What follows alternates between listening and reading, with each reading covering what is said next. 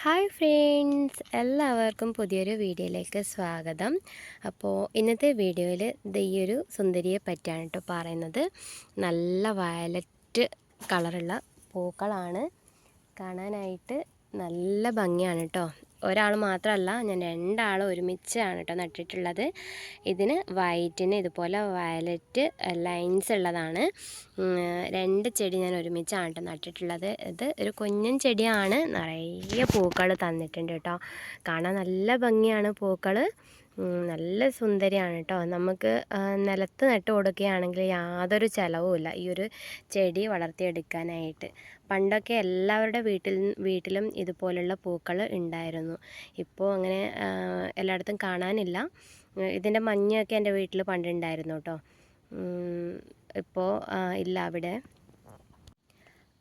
എൻ്റെ അടുത്ത് ഇപ്പോൾ ടോട്ടൽ 3 കളേഴ്സാണുള്ളത്. ഒന്ന് അതായത് ഇതുപോലെ വൈറ്റിന് വയലറ്റ് ലൈൻസ് ഉള്ളത്, പിന്നെ ഒന്ന് ഈ ഒരു വയലറ്റ് കളറാണ്, നല്ല ഡാർക്ക് വയലറ്റാണ് കേട്ടോ.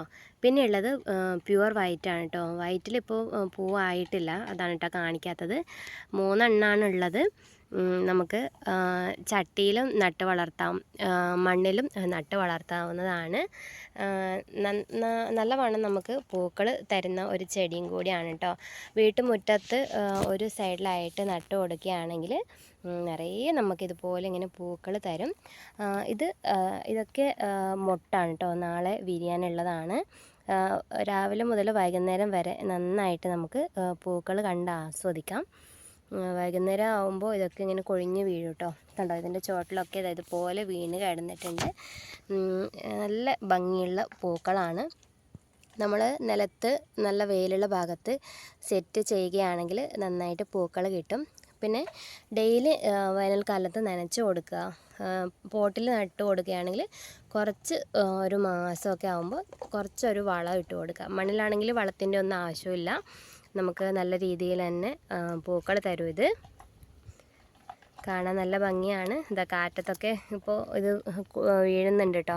ഇതൊക്കെ രാവിലെ വിടർന്നിങ്ങനെ നിന്ന പൂവാണ്. പണ്ടൊക്കെ ചെറുപ്പത്തിൽ ഇതിൻ്റെ ഇതുപോലുള്ള പൂക്കളൊക്കെ മാലയൊക്കെ കെട്ടിയിട്ട് മുടിയിൽ ചൂടിയിട്ടൊക്കെ സ്കൂളിൽ പോയ ഓർമ്മ എനിക്കുണ്ട് കേട്ടോ. ഇതിൻ്റെ മഞ്ഞയൊക്കെ ഞാൻ അങ്ങനെ ചൂടിയിട്ട് പോയിട്ടുണ്ട്. നിങ്ങൾ ആരെങ്കിലും അങ്ങനെ ചെയ്തിട്ടുണ്ടെങ്കിൽ കമൻറ്റ് ചെയ്യണേ.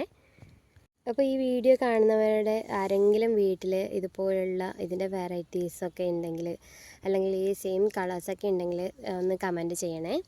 നിങ്ങൾക്ക് ഈ വീഡിയോ ഇഷ്ടപ്പെട്ടെങ്കിൽ ഒന്ന് ലൈക്ക് ചെയ്യാനും ഷെയർ ചെയ്യാനും ചാനലൊന്ന് സബ്സ്ക്രൈബ് ചെയ്ത് സപ്പോർട്ട് ചെയ്യാനും മറക്കരുത് കേട്ടോ.